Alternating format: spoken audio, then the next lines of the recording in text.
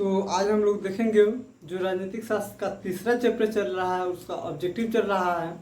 पिछले वीडियो में कुछ कर चुके हैं और जो बाकी है उसको अभी देखेंगे। कहता है 25 जून 1975 को 25 जून 1975 से 18 महीने तक आपातकाल लगा हुआ था। आपातकाल कब लगा था? 25 जून 1975 को लगा हुआ था। और यह कितने दिनों के लिए लगा था? 18 महीना तक के लिए लगा हुआ था। किसके शासनकाल में लगा हुआ था?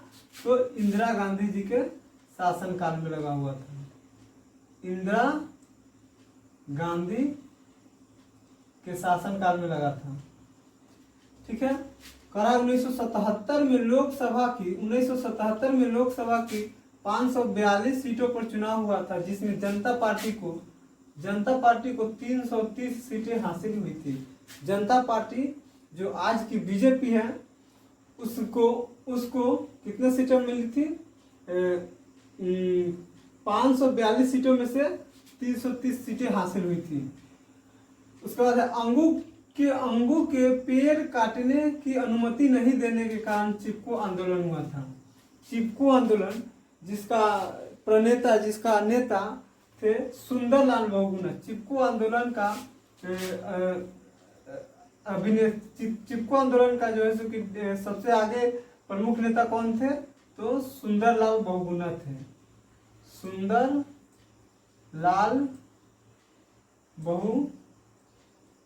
सुंदरलाल बहुगुणा थे। ठीक है। किस लिए चिपको आंदोलन क्यों हुआ था?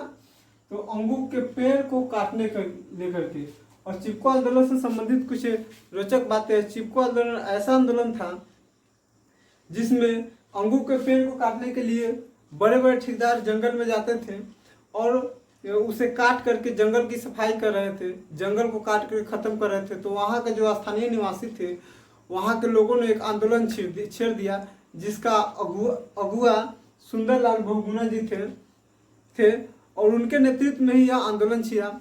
वह आंदोलन ऐसा था कि वहाँ के स्थानीय निवासी ने पेड़ों को पकड़ करके चिपक जाते थे और कहते थे कि जब पेड़ तभी काट सकते हो जब हमें काटोगे, उसके बाद ही पेड़ को काट सकते हो। इस तरह से यह आंदोलन काफी व्यापक हुआ था। यही था चिपको आंदोलन। उसके बाद दलित युवाओं का एक संगठन था। किसका? दलित पैंथर्स कैसा संगठन था? दलित युवाओं का संगठन था। भारतीय किसान यूनियन के प्रमुख नेता महेंद्र सिंह टिकैत थे। भारतीय किसान यूनियन का प्रमुख नेता कौन थे? महेंद्र सिंह टिकैत। नर्मदा घाटी परियोजना से गुजरात, महाराष्ट्र और मध्य प्रदेश को लाभ होता है। किन किन राज्यों को नर्मदा घाटी परियोजना से लाभ होता है? तो इन 3 राज्यों को, गुजरात, महाराष्ट्र और मध्य प्रदेश को होता है। सूचना का अधिकार कानून कब बना? 2005 में। और कब? 2005 में राष्ट्रपति जी ने स्वीकृति दे दिया सूचना का अधिकार अधिनियम को। बांग्लादेश 1947 ईस्वी में आजाद हुआ था। कब आजाद हुआ था? 1971 ईस्वी में। बांग्लादेश कब आजाद हुआ था? 1971 ईस्वी में। 47 बोला गया है जो कि गलत था। श्रीलंका 1948 ईस्वी में स्वतंत्र हुआ। ब्रिटेन में 1 दलीय, अमेरिका में द्विदलीय और भारत में बहुदलीय व्यवस्था है। इसका मतलब समझिए, ब्रिटेन में केवल एक ही पार्टी है। वहाँ की जनता वोट दे या न दे, क्योंकि वहाँ तो केवल एक ही पार्टी है, आप दीजिए या नहीं दीजिए, सरकार तो उसी पार्टी का बनेगा। जबकि अमेरिका में 2 पार्टियां हैं। अमेरिका में टोटल 2 पार्टियां। अगर आप एक पार्टी को नहीं देना चाहते हैं तो दूसरे को दीजिए, फिर अगर उसको अगला बार नहीं दीजिएगा तो फिर इसको दीजिए, क्योंकि वहाँ ऑप्शन आपके पास एक के अलावा केवल एक है, यानी कि 2 ही ऑप्शन है। आप इसको दीजिए या नहीं तो इसको दीजिए। लेकिन भारत में ऐसी बात नहीं है। भारत में बहुदलीय यानी कि बहुत दल है। यहाँ पे राजनीतिक दलों की संख्या काफी अधिक है। अपने बिहार में ही देख लीजिए तो Lojpa, RJD, RLJD, JDU, BJP, Congress, CPI, CPIML, HAM इत्यादि अन्य पार्टी। बिहार में इतनी पार्टियां हैं और देश में तो बहुत सारे पार्टियां हैं, लेकिन अमेरिका में केवल 2 ही पार्टियां हैं और ब्रिटेन में केवल 1 ही पार्टियां हैं। यहाँ पे हमारे यहाँ मतलब अपने यहाँ अनेक पार्टियां हैं जिससे आप लोग अगर एक पार्टी से मन बढ़ जाए तो अन्य पार्टी को वोट दे, अगर उससे भी अच्छा काम नहीं होता है तो फिर तीसरे को दीजिए, अगर वो भी अच्छा काम नहीं करेगा तो फिर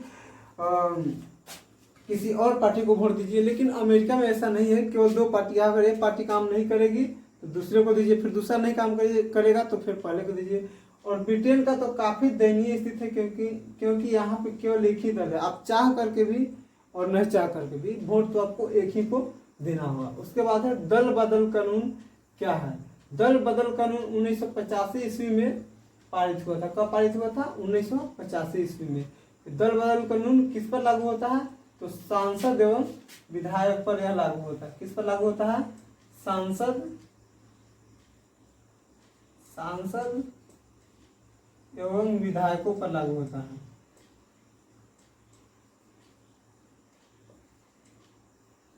विधायकों पर लागू होता है। ठीक है, किस पर लागू होता है? सांसद एवं विधायकों पर लागू होता है। इस तरह से यह वीडियो कंप्लीट होता है। अब इसके नेक्स्ट वीडियो में जितने भी राजनीतिक पार्टियां हैं जो बिहार में हैं उनका मतलब संस्थापक और कब स्थापना हुआ उसका लिस्ट दे देंगे और उसे आप लोग याद कर लीजिएगा।